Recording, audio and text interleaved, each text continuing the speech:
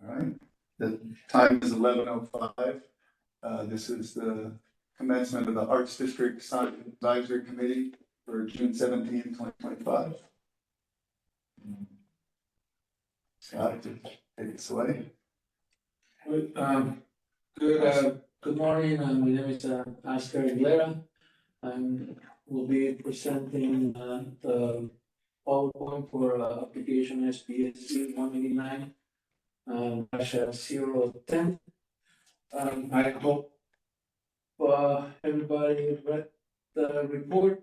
I'll try to summarize and be as consistent as I can be, so that there's no questions. And this is a request that aims to revise and amend and expand the Art District Sign District and to rescind the Art District Extension Area Sign District and the portion of the Downtown Special Provincial Sign District that includes all of the Chase Tower Subdistrict and portion of the General CBD Subdistrict on the Property Zone Plan Development District number 145 and Plan Development District number 708, and to be incorporated to the Art District Sign District boundaries to have the provisional line with the Dallas Art District Connect Master Plan that was approved on January 27, 2021 by Resolution 210290. So this is a background. The Plan Development District was approved back in February 16, 1983, and then amended by City Council on January 23, 1991. This area or this PD also created or initiated the Sasaki Plan, which was created to guide the development within Plan Development District 145 and Plan Development District number 708. Finally, the city amended this PD on January 27, 2001 to correlate with the vision of the Art District Connect Master Plan. Similar for Plan Development number 708,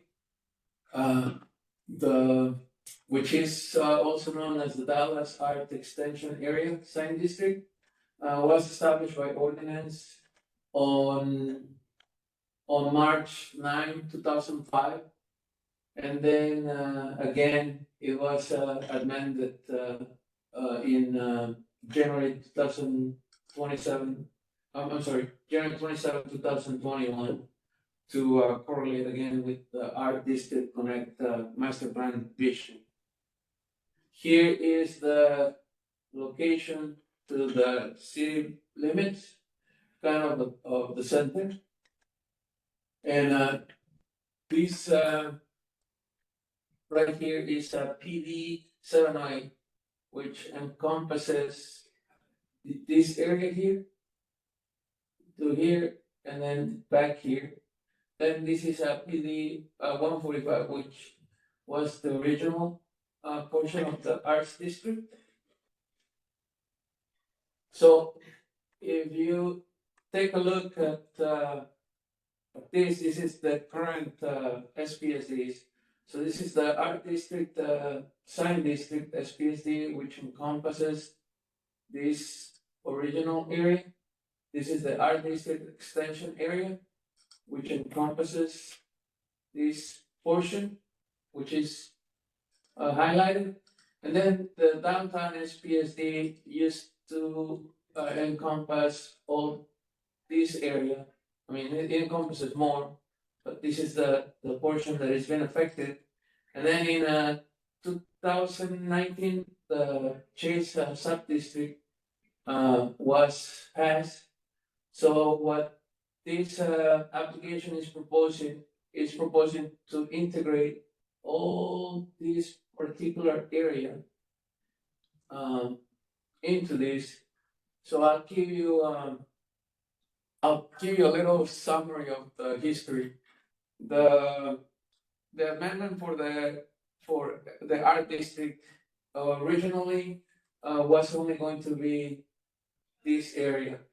However, since the Connect Arts plan came in, then City Plan Commission decided to incorporate that perimeter as to the previously approved authorized hearing, which was done in 2000, or I'm sorry, it was December 13, 2018.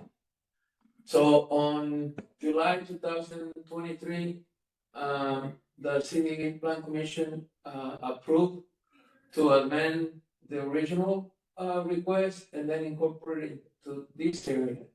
So this was originally back in December of 2018, and then this is what is being proposed. So here's the approved Connect Art District Master Plan. And then these are kind of like the goals that the Connect Master Plan has, which is transform Pearl Street into the Avenue of the Arts, reinvigorate Flora Street and Williams Way as the cultural core of the art district, embrace Rose Avenue as a mixed-use commercial corridor, expand and update wayfinding, signage, public arts, and gateway experiences, and enhance pedestrian connections in all directions within the focus of the West Pearl Museum, West End, and Victory Park. So this area is what we're trying to help, which is the signs. So if you take a look at the hash area, this is what we're trying to incorporate as just one art district, which is eliminating the arts district sub-district, three sub-districts, and then it will incorporate this portion right here by rescinding that portion of the downtown SPSD, which includes the CBD and the Chase Tower, and then it will also incorporate the art district extension, just to simplify and then help remove the convoluted portion of the code that, from my understanding, is kind of generating a little bit of an issue for business, and maybe giving them like a difficult time, and then also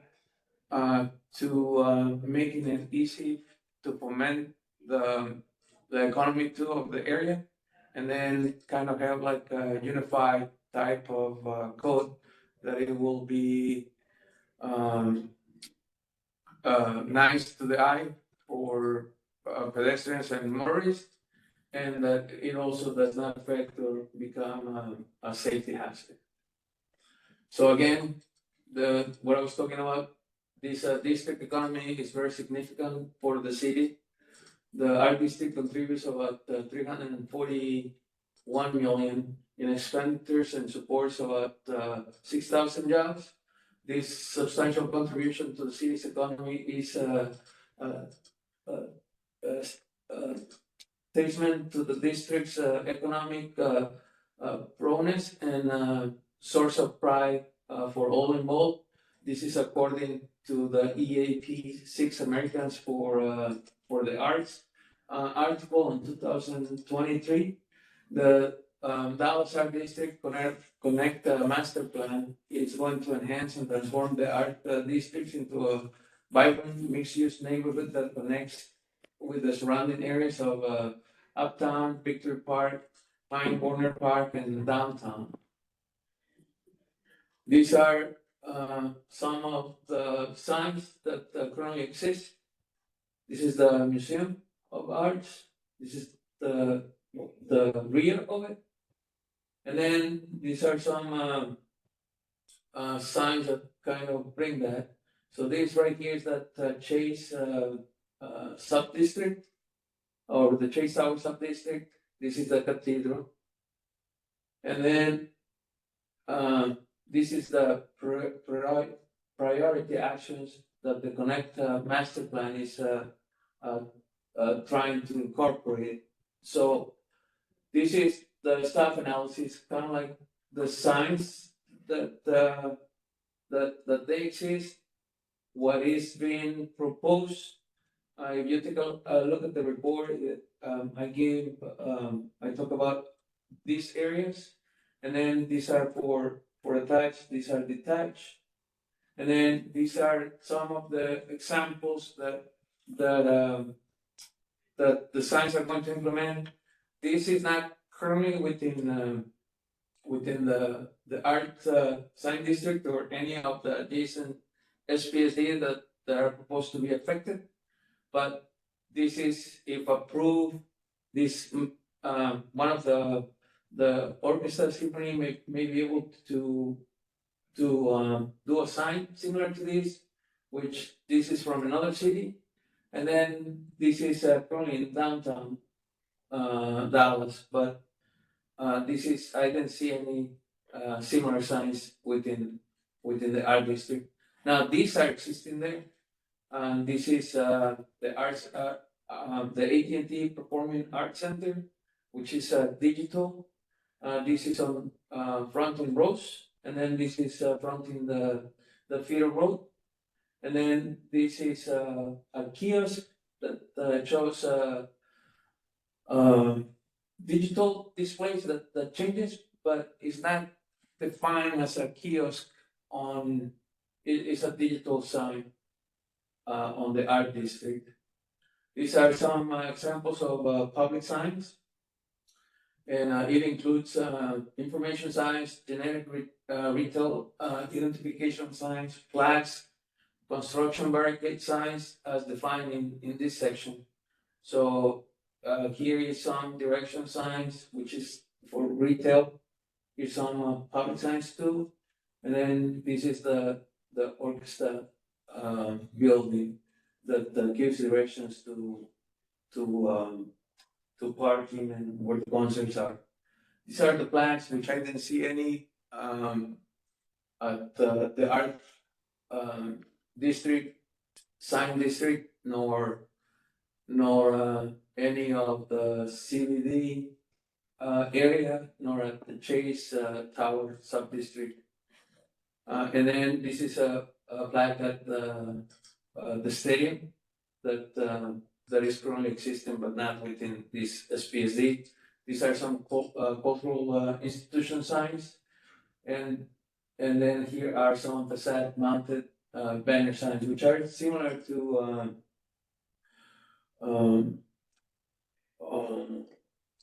super graphics, and but this just states what's happening or what activities are happening at the museum or at the orchestra. Here are some district activity signs too that shows like the type of exhibit that is going, and then the art performing art district center, which shows their activities on digital display on the other side. Here is awning signs, which I only saw one within this area or the proposed area, and this is the cathedral. These are some tenant identity signs. All of these will be allowed, and it shows the type of signs, which again, this building identification sign, one art for that building, and then Montgomery Arts Theater, and that's the definition. Again, some district identification signs, which also includes the art district. And then here are some plat attached signs, which Chase too will be included. And then there are some marquee signs. I didn't see any currently at this area. So I went back to kind of what I know, which is the Chicago Theater, which is this area right here.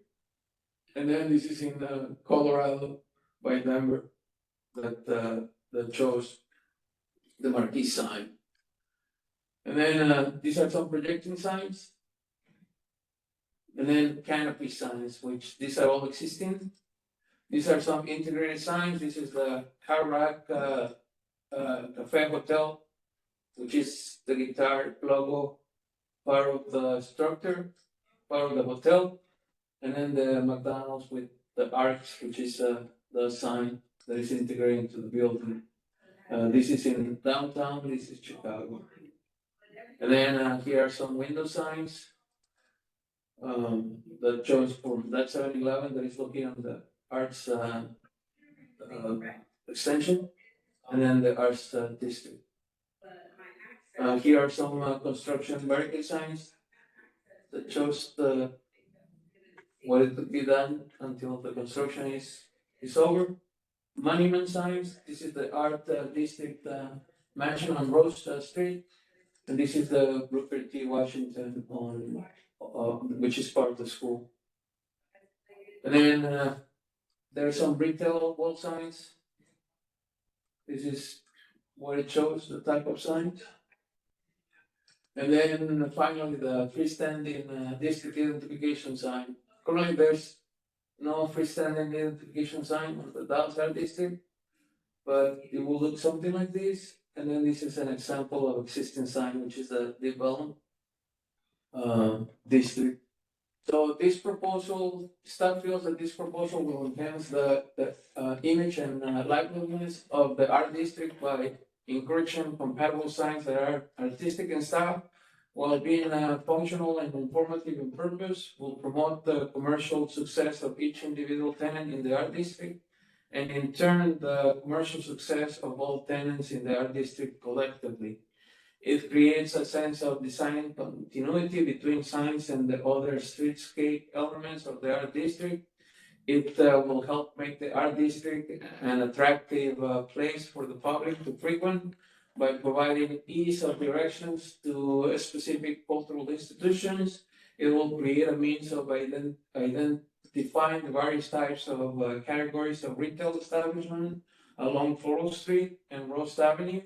It will identify and promote cultural events and activities consistent with the purpose of the art district. It will recognize that signage hardware is part of the overall visual design of signage, and it will ensure that the investment in signs and other structures in the art district are not evaluated by inappropriate or poor quality signage hardware. Finally, the proposed conditions will prevent hazardous or annoyance to motorists or pedestrians and not controvert the intent of section 51A7.500. Therefore, staff recommends approval for the proposed amendment and extensions of the art district sign district. Any questions or suggestions? Okay. I have a few.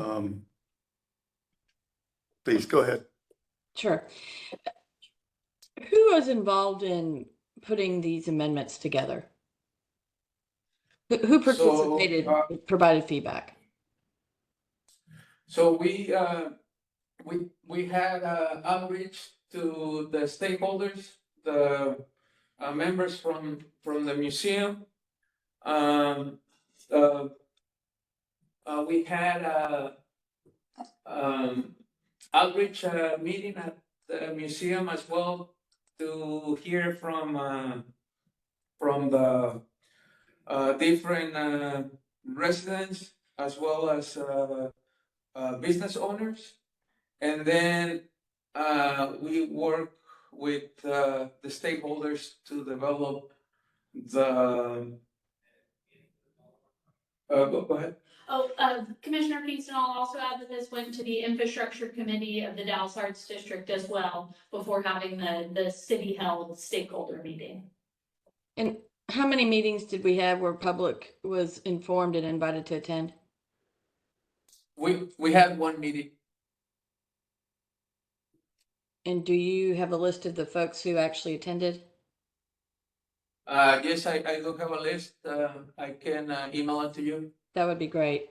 Because I have some concerns about the digital cultural institutional sign. Institution signs. That seems contrary to what I'm hearing those people want in the district. Sure. And I'll just piggyback on. Can I add something? Yeah, who's speaking? Oh, this is Victoria from Jackson Walker. Okay, go ahead.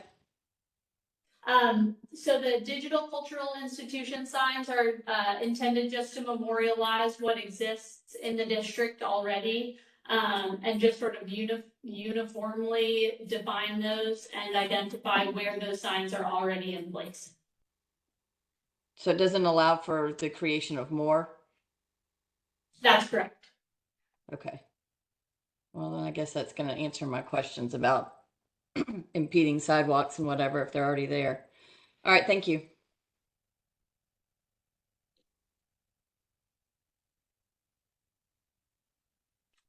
Scott or Jennifer, any questions or comments? Let me turn on my video.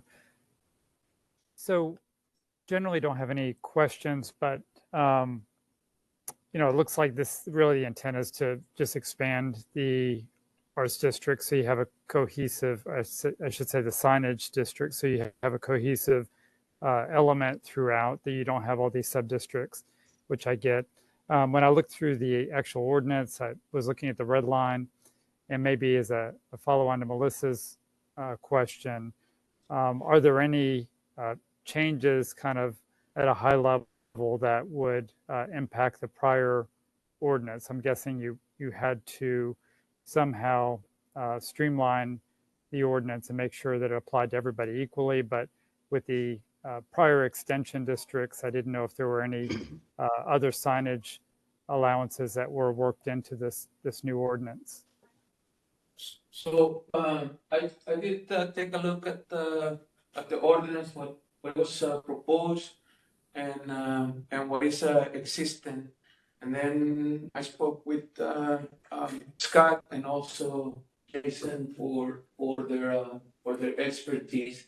The one, or my understanding on it, is that it will kind of like take that convolution from having those sub-districts which is within the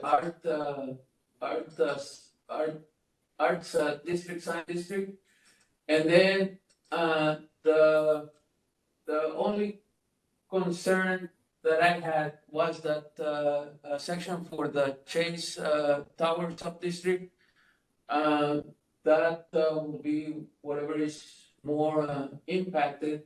However, the request that came in for the Chase Tower sub-district, it was due to the Chase tenant that was on that tower, and then it's not currently there.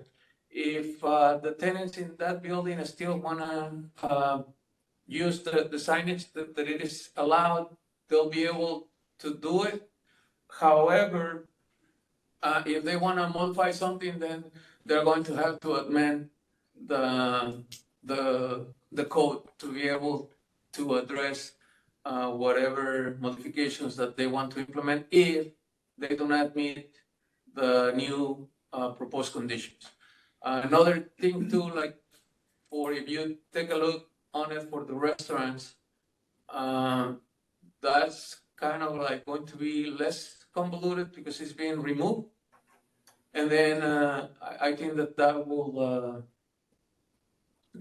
help and make it a little bit more available to the restaurants, because before it was kind of constrained to those sub-district within, at least that's my interpretation. Scott can jump in. Yeah. I'll also just add, we recognize the sensitivities just between all of these sub-districts and as they relate to the other SPSDs. And we have retained some of those, most of those protections with regard to, you know, limiting which facade signs can go on. So there are specific calls throughout the revised ordinance of adhering to those sensitivities between the districts. But in terms of adding any new signage allotments, really the only thing is being able to activate Ross Avenue from more of a commercial standpoint, but still again with limited, with some limits so that it isn't cluttered with signs, but just acknowledging that Ross Avenue has a particular office corridor, whereas Flora is more directed towards the arts in particular, and that sensitivity. So I hope that helped piggyback. Thank you. And historically, we did do those sub-districts to address things like the restaurants, which were not allowed in that current ordinance. And we recognized that there was a need for things like that to make a vibrant, active area, to have a destination place. Any other comments or questions? Yeah, so I just want to make sure I understand, does this allow for more monument signs in the, on the sidewalks? No, ma'am. Is there anything about the sign ordinance that increases more impediments to the pedestrian realm? No. We've also just expressly excluded kiosks in and throughout the district, which to our understanding would be located in those public rights of way. To the extent we have control over that, we've attempted to protect the pedestrian area. Okay. I believe there are also, though, currently barrel signs within this area, and my understanding is the contract that council approved, the new vendors removing the barrel signs at their expense. Does that mean their kiosks can go where the barrel signs were? Because some of them were horribly placed. I believe Scott has, you had some, Are those the out front? yeah. Yeah, So there is some risk to that still, correct? Let me show you the pictures of that, of those signs. And there's two of them in the area. But my understanding on that this new proposal will not is not allowing. So you could be down a barrel and not have a kiosk, which would actually be less sidewalk litter or clutter. Because there's definitely one at the corner of San Jacinto and Harwood that is ridiculously poorly placed. Yeah, so this is existing. Yep. If you can take a look at the. Yeah. Okay. So this one is existing. And the new ordinance does not allow. Trying to get you the other sign. Does not oh, here's a better one. Does not allow new kiosk. However, this one right here is existing. And then there's another one that is this is on Rose Avenue, so it'll be on the opposite side. And there's only those There's those one at the two. corner of San Jacinto and Harwood, which it looks like it's in your map. This one right here? I have to go around it every single time I walk. I know exactly where that one is horribly placed. So there may be more. Just on the screen a second ago. You go back some. Yeah, so Right so there, maybe. No, Yeah. that's on Pearl. Your map overlay looks to include Harwood and San Jacinto, and I know that there is a barrel sign there. And so I might have missed that one.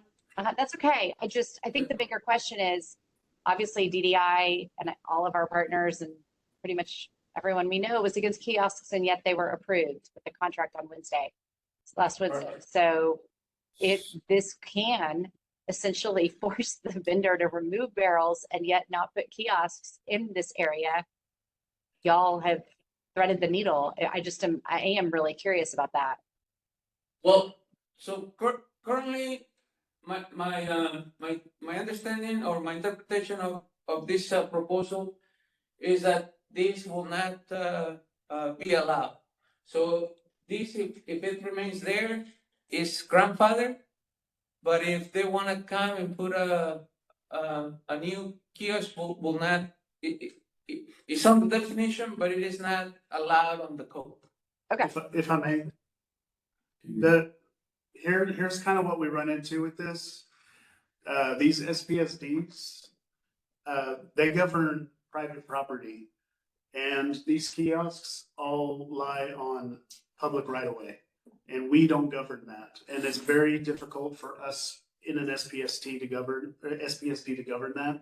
We can put provisions in there, and they can abide by it, but they don't necessarily have to, because Public Works governs this property. So So there that's what happened here. These are all here because of a Public Works contract. And they don't have to read our ordinance. They don't have, because yeah, that's what happened here. okay. But what's going on is they are trying to put in verbiage in the ordinance that prohibits these type of signs.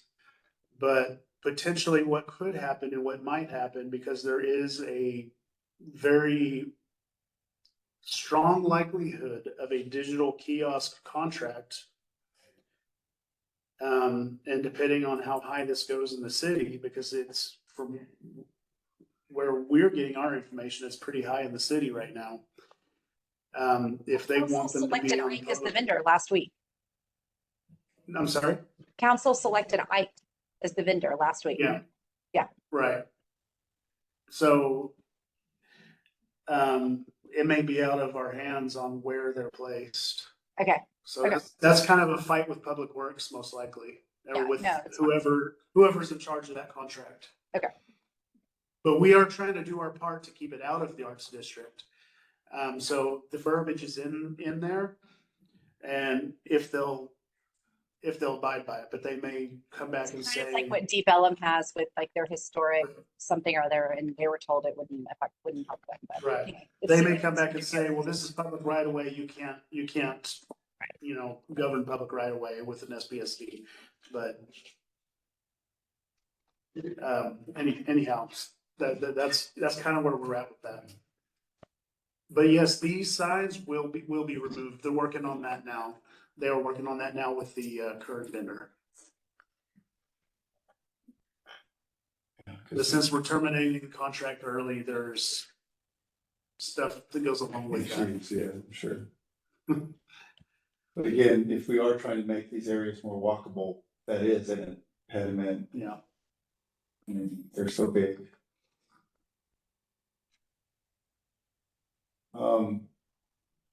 Comments or questions from the advisory staff? Okay. Is there a motion?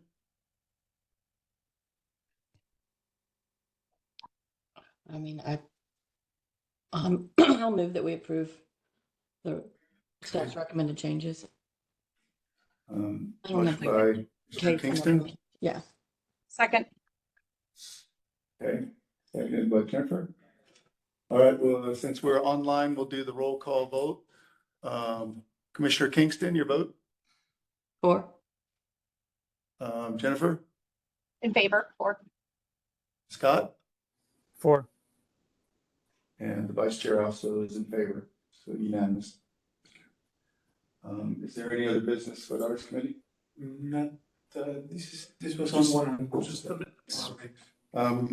Has everybody had a chance to review the meeting minutes? Okay. If there's no changes or objections, the meeting notes stand approved as is.